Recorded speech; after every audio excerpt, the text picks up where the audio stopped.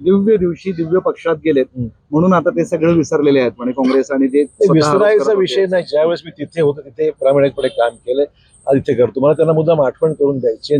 ज्या वेळेस त्यांनी पक्ष सोडला आणि भाजपमध्ये गेले, मग तो दिवस काय समजायचा आम्हाला. त्यामुळे त्यांना ही नैतिक अधिकारच नाहीये की त्यांनी माझ्यावर किंवा आमच्या सहकार्यावर टीका टिप्पणी करावी. एवढी नैतिकता निश्चित त्यांच्याकडे नाहीये. नेत्यांवर टीका टिप्पणी केली जाते, तसेच योजनांवरही टीका टिप्पणी होतीये. निवडणुका जवळ आल्याच्या नंतर ह्या योजना म्हणजे फसवणुकीच्या योजना आहेत, लालच आहे. चुकीची गोष्ट आहे. आपण पाहताय की लाडकी बहिणीची योजना असो, तरुणांना प्रशिक्षणासंदर्भामध्ये दिलेलं जे काही स्टायपेंड असो, किंवा 3 गॅस सिलेंडरचा विषय असो, आपण पाहाल की प्रत्यक्षात त्याची अंमलबजावणी आता सुरू होतात. लोकांना फॉर्म भरायची तारीख 31 ऑगस्ट शेवटची तारीख होती. आपण पाहाल की या महिन्यामध्ये रक्षाबंधनाच्या आसपास महिलांच्या खात्यावर सुद्धा 1500 रुपये मिळणार. तर असं जर चांगलं काही घडत असेल तर त्यांना वाईट वाटायचं काय कारण आहे, हा खरा प्रश्न आहे.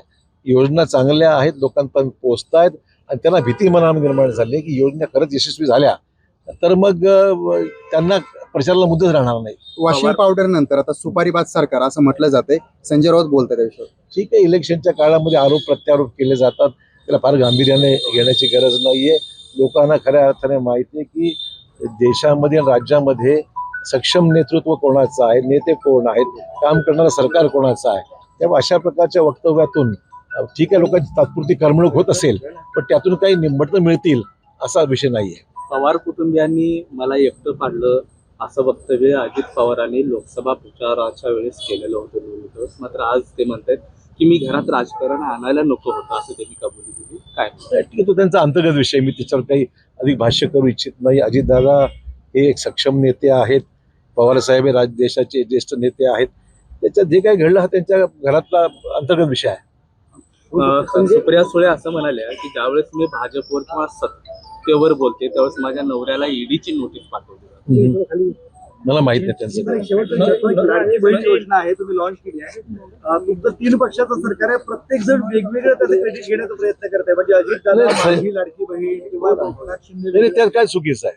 आम्ही तिघही मिळून एकत्र आहोत, आमची ही महायुती आहे, त्यामुळे तिघांना क्रेडिट घेणं काही चुकीचं नाही आहे. प्रत्येक जण इंडिव्हिज्युअल घेण्याचं असं काही इंडिव्हिज्युअल विषयच नाहीये. हा तिन्ही घटक पक्षांनी घेतलेला मंत्रिमंडळाचा निर्णय आहे. त्यामुळे ह्याचं क्रेडिट जे आहे ते तिघा सर्वांना आहे. तुम्ही राज्यभर फिरल्याच्या नंतर तुम्हाला विरोधकांचं भविष्य काय वाटतं?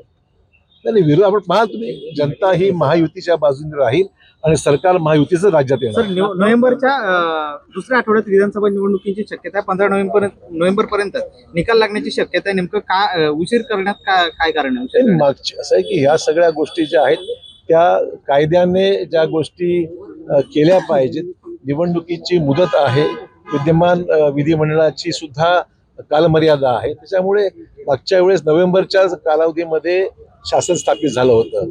त्यामुळे शेवटी हा अधिकार हा निवडणूक आयोगाचा आहे. जे वाचतोय ती कितपत खरं हे मला माहित नाहीये, पण अंदाज नोव्हेंबरमध्ये होतील असा अंदाज व्यक्त केला जातो. आम्ही वाढवत नाहीये. आम्हाला आरोप नाना पटोले माहितीच निवडणुकीची प्रक्रिया, नाना पटोलेंना कायदा, निवडणूक काय प्रक्रिया ज्ञानच नाहीये. म्हणजे राष्ट्रीय पक्षाचा महाराष्ट्राचा अध्यक्ष असं भाषा वापरतो, ही केविलवाणी गोष्ट आहे. अभ्यास थोडा तरी करा, वाचायची सवयच नाही आहे. निवडणूक आयोगाला अधिकार आहे की राज्यामधल्या निवडणूक तारखा घोषित करणं. कुठल्याही राजकीय पक्षाचा त्याच्यावर हस्तक्षेप असायचं कारण नाहीये. आणि ज्या काही तारखा घोषित होतील त्या निवडणूक आयोगाच्या कक्षेतला विषय आहे. जागा वाटपाबाबत गोंधळ होऊ नये म्हणून भाजप शिंदे गट आणि अजितदादा यांच्या स्वतंत्र सर्व्हे होता. याआधी देखील सर्व्हेचं कारण देऊन भाजप शिंदे आणि अजित पवार यांचं तिकीट कापल्याचा आरोप होता. तिकीट कापण्याचा कोणाचा प्रश्न नाहीये. तत्व एवढंच आहे, कुठल्या पक्षाची जागा कोणाला दिल्यास ती निवडून येऊ शकते हा विषय आहे. त्यामुळे प्रत्येक पक्ष आपला सर्व्हे करत असेल त्या चूक काहीच नाहीये. जिथे जो शेवटी घटक पक्ष म्हणून आम्हाला सर्वांना विचार करावा लागेल की जागा कुठल्या पक्षाला दिली तर निवडून येईल, हा विचार करून निर्णय घेतला पाहिजे.